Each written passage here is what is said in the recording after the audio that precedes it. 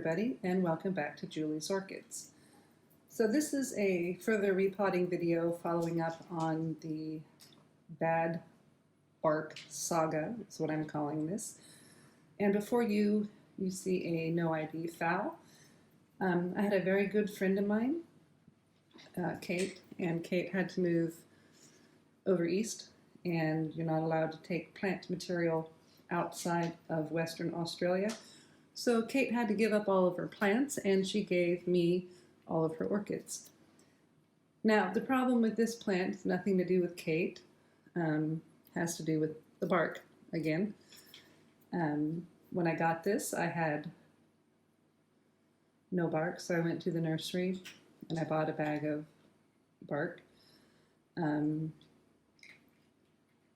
it was so bad that I ended up having to throw a lot of it away. And then I went to Bunnings and got some bark, and that was really pretty bad. So this is a mixture of the best of those, plus perlite vermiculite. This one seems to be doing okay in it, but again, I'm watering it and it's smelling off. It's not smelling correct. It's having a real earthy smell to it. So right now it's got active root growth growing. This one's growing straight down, getting ready to go in. It's got pretty good roots down in there. I'm going to risk it and go ahead and put this one and have this one be my experiment Phal in organic media. So we're going to take it out of the pot and we're going to put it in the same pot with the large 7 to 20 millimeter size stones.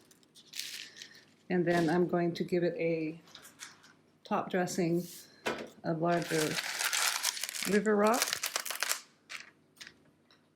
and then we'll see how that looks. Okay, so I did water this on Saturday, and there is still some damper media in here. So again, the repotting station is at the kitchen table with my trusty cookie sheet, and I'm just going to do what's been working well and just sort of invert it and pull everything out. So these roots aren't looking too shabby. They're actually looking not too bad at all. So I am going to clean up this a bit. I'm going to cut off what looks like, well, don't worry about that, that came off by itself. Yeah, the roots don't look too bad. They're feeling all nice and firm. They've got growing tips. Most of them do. Little spot here or there. This one's got a little bad spot. I'll just cut that one off.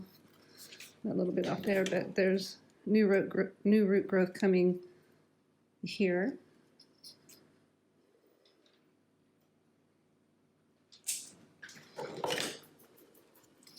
And really, this is not looking too shabby. This old media is coming off from these roots quite easily. Nice big thick chunky roots on these no ID Phals. I believe Kate told me she bought this at IKEA some years ago, so she doesn't remember what color flowers it had, and she said she hadn't gotten it to reflower for some time. And I got it and thought it was in fairly okay condition. These are the roots that it came with. It's growing these since I've gotten it, so I'm just going to leave these on. These look fine. Even though there's a bend in it here, I might trim that little bit off here. That's got a kink and a break in it. But yeah, I'm going to actually stop for now because the smell of this is really bad. So we've gotten the roots all rinsed off, and I've noticed that this one here, you can see it's quite dead. The velamen is peeling off. So it's got a section that's still good. So I'm just going to kind of cut just a little bit above the dead section. Get that off there. Other than that, most of the media came off without much hassle. The roots all look pretty good. Some growing tips, new roots coming. Good time to pot it up. we'll do a follow-up check on this in the future. So I've also washed out the pot. I'm going to use the same exact pot. For now, I'm going to continue with the same watering routine, with the exception of that when it comes to fertilizing days, I'm going to actually soak my phals instead of just pour the fertilizer water over it. So yeah, let's get started. I got some water right there, and we'll wipe off.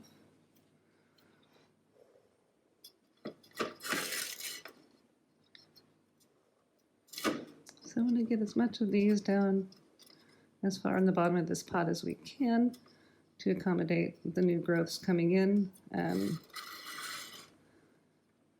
the new roots coming down. So one thing that's nice about these monopodials is if their leaf span is wide enough, you can kind of sink them to the area you like. So I think that looks okay there. So I'm debating on whether I should put this setup here now in a big tub of water. Yeah, I think I'm going to do that. Hang on. So I'm just going to pour some water in, and what I've done is I've put about 60 parts per million of calcium and magnesium in this. Because when I'm done with it, I'm just going to let this soak, and I'm going to fertilize it a little bit off.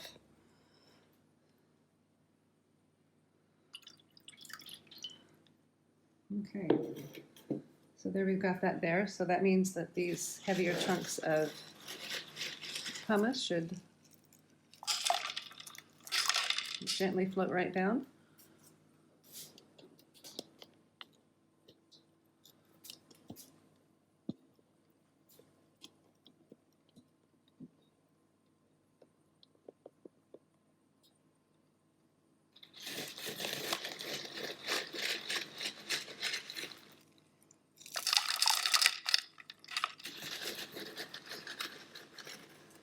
And that seems to be allowing them to fall rather gently down.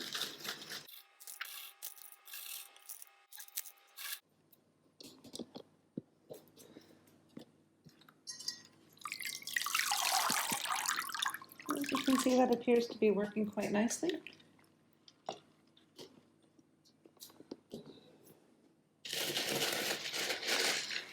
But I need some now in the front here.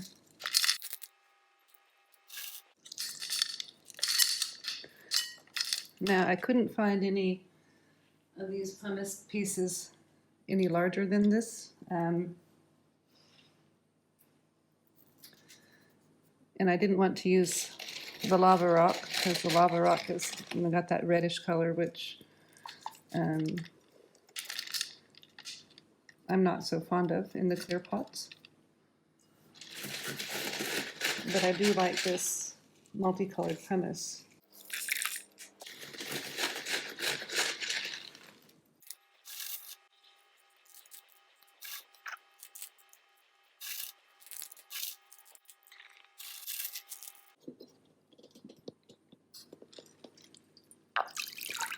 At any rate, I think you're getting the generalized idea of what we're doing here. I am going to try to gently tuck that root to maybe guide it. Maybe guide that root there down a bit more, if I can. Yep, there we go. Okay, now I'm just going to gently try to, because I've ran out of water level.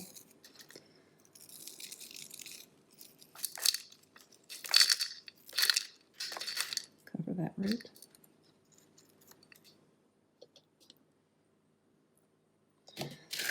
And get into that hole right here.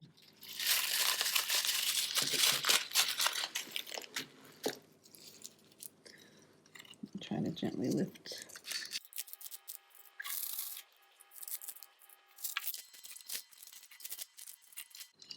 Well, I think I'm going to need to clean more of this size pumice.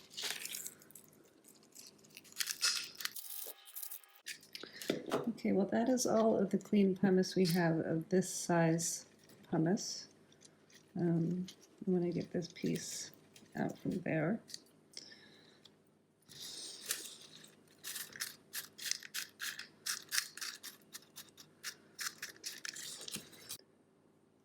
So what I think I might do is use this leftover mixture that I have of some of the smaller pumice to maybe help keep a bit humidity up towards the top. And I'm still going to put the decorative rocks on top.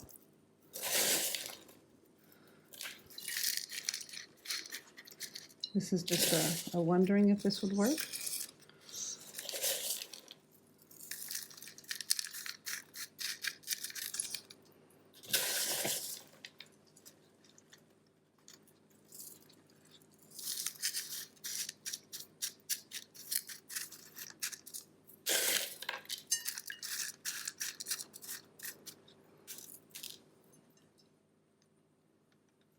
Okay, so I think that is actually looking pretty good.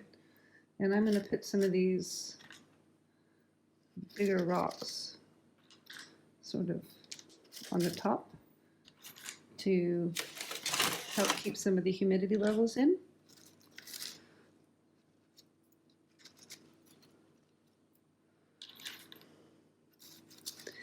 Anyway, I may regret this, but these needed to have something done with them. And I'm evidently now back to experimenting with stuff because I have unreliable bark to get. So that means I'm going to have to look at new orchid media anyway. Like I said, I really like the look of the pumice and the stone. And I like the fact that it's reusable. So it's a one-time investment versus a multi-time investment. There's no trees getting chopped down. I guess there's the fact that this has to get mined. But a little path stone with a little path in it. That will go right there. Well, we've got this little guy all set up, so that's another experiment of being able to test plants, because I know in the next several months I'm going to have to do some repotting due to souring media, and at least we'll get an idea on how the different genres that we've seen over these last few videos respond in the next few months. I'll make some updates on them. I do like the way that looks though. Yeah, maybe I could have got more bark down there, more media down, maybe. Yeah, maybe I could have got more media in that hole, but I'm not going to worry about that for now. And on that note, thank you very much for tuning in and watching. If you like the video, again, please give me a thumbs up. Keep tuned in because we will do follow-ups on these. So do subscribe so you can find out when those are happening. I thank you all again for watching. Have a very happy, lovely day. Bye.